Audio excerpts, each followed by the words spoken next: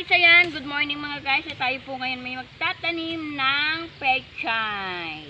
Ayan, ang dami namin plat. So ngayon, isang plat lang po ang tataniman ko ng pechay. Ayan. So ngayon nga po, matatapos ang pagtanim ko ng pechay. So guys, yan po mga plat po yan, ay tatamnan ko po yan ng ng sili. So magpupunla po kami ng sili diyan sa mga plastic. Wow, nasaktan siya. Hindi na po yung mabubuhay.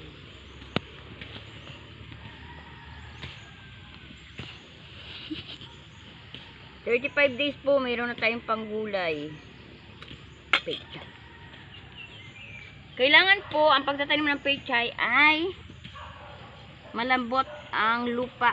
Yan, may mga buo-buo po siya, kaya ngayon dudurug-durugin pa natin yan. Yan, mamasa-masahin natin. So guys, ang ganda ng aking pangtusok o ang kutsara. Ganda naman ang pechay ko, kasi ang ganda ko. So guys, sipag-sipag lang po tayo. Kailangan po tayong may gulayin. Tingnan nyo naman yung aura ko dahil sa gulay, maganda ako.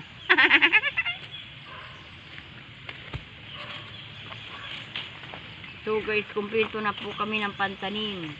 May asarol na po kami, may dalawa kaming pala. Yan lang po ang pagtatanim.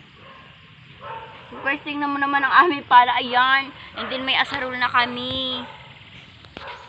Kailangan natin ngayon ay magkaroon ng maraming gulay.